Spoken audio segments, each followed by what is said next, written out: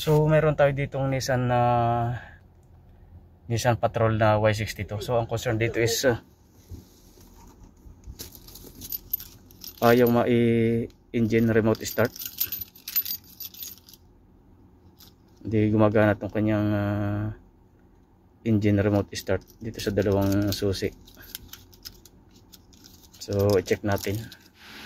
Customer complaint, vehicle cannot be started using remote. So lock. This is the remote start.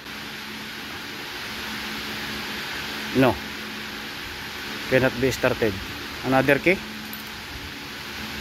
So lock. Start. Cannot be started.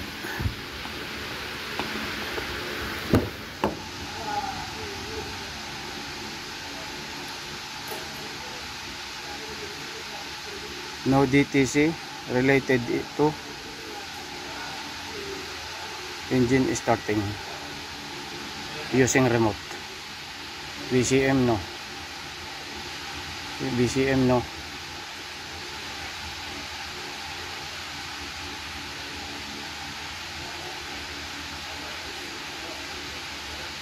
No DTC. So, inspeksyonin natin.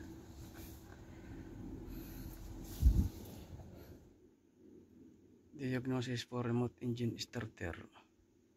Start. Confirm engine start normally. Yes, it starts normally. Pressing pause for the ignition switch. Next. Position, press on the key. On. Unlock. It works. Off. Diagnose the door function of the key system. Okay. Unlock. Okay. Check the door switch. That's next. Then next. Next. Remote engine start diagnosis is completed. No other issue detected. Open passenger for switch. Off. The hood close. Then we open here. Open. Open. Now it is off. Hazard is off. Now I switch on. Switch on. Switch on. Switch on. On. On. Driver door all doors are closed. The door is off. Driver. On. Okay. Other side. Other side. Here left. Open. Okay. Another one. Here right. Open. On. One right. One right. Open. Okay, all door switch is open. Check shift lock system, switch on. Press brake. Can be shifted. Put on the brake. Okay. So, in-inspection na natin to. Wala naman tayong nakitang DTC. So, ito lang yung napansin natin. Mayroong plastic itong kanyang shift knob. So, bali may button ito dito. Malamang naka-press siya. So, tanggalin natin to. Then, subukan natin ulit. Subukan ulit natin gamitin itong remote key sa remote starter. So tanggalin muna natin to. So bali tinanggal na muna natin itong plastic na naka-cover dito. Then subukan na natin i-remote start kung i-start siya. So ito yung sinasabi ko na may button. Yan, dahil may cover siya, naka-press yung ganyan. Kaya hindi niya ma-detect siguro ng BCM. Kaya hindi siya maka-start. So nadidetect ng BCM na nakaano yung shift natin. So labas tayo sa sasakyan, then i-start natin. So tinanggal na natin yung plastic na nakalagay sa shift knob.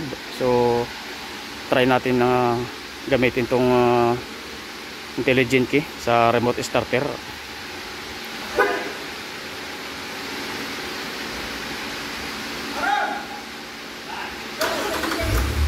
Now engine start now. So umandar na siya ngayon.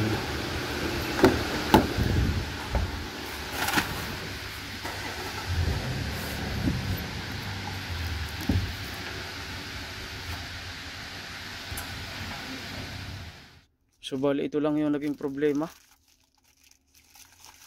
Ilagyan niya ng plastic. Sama katulad nito. Kabilaan. So nilagyan niya ng plastic. So ngayon, sensitive tong button na to. Detect ng BCM na naka-press siya. Kaya hindi niya ma-start yung makina gamit yung ating remote key. So tinanggal na natin. So okay na siya.